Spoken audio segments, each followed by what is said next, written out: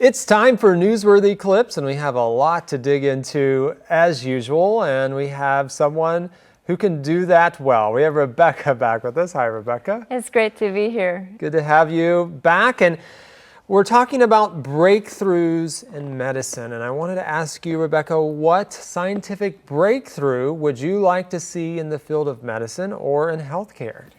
Whoa, this is a huge question because there's so many. There's Sure. so many breakthroughs I would love to see. I would love to see cures for cancer. Another one I'm feeling a lot these days is, not because of me, but because of the older people around me, I would love to see some cures for dementia.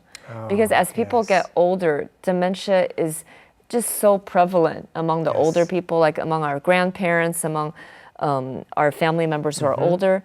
It's just so sad to see people lose their memory. So if in the next 10 years we can find some cures or some ways to help people stretch their memory longer so that when we get older, that we can have a strong mind and we can remember things and we can enjoy our last years of our family, I think that would be incredible. I would love to see that. Absolutely. That is so true. And we see so many cases like that, and it is sad. And those would be two amazing breakthroughs. I agree with you, Rebecca. Yes. We also talk about chips this month in Advanced Magazine. Not potato chips. I like those. But we're talking about semiconductor chips. Why is everyone focused on this so much? Well, that's because semiconductor chips, which is basically small, tiny pieces of silicon that transmit electricity, that conduct electricity. They are found in everything. Any time you have electronics, there's probably a chip inside, like whether it's laptop or a mobile phone or your car, your Tesla.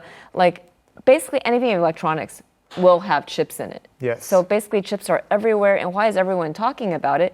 It's because during the pandemic, people used electronics even more. Laptops, mobile phones. We had to rely more on electronics.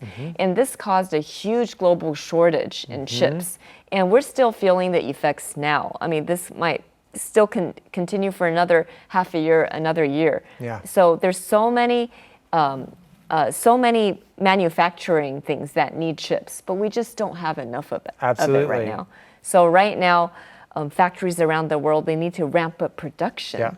And as we wait for this ramp up, I think chips will continue to be in the news for months to come. Absolutely.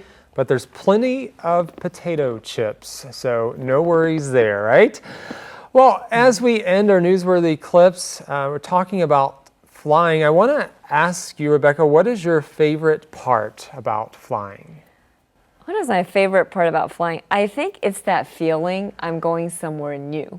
Like ever since I was a little girl, like maybe I was like 6 or 7, every time my family drove to the airport, sometimes because we're picking someone up, sometimes we're going somewhere.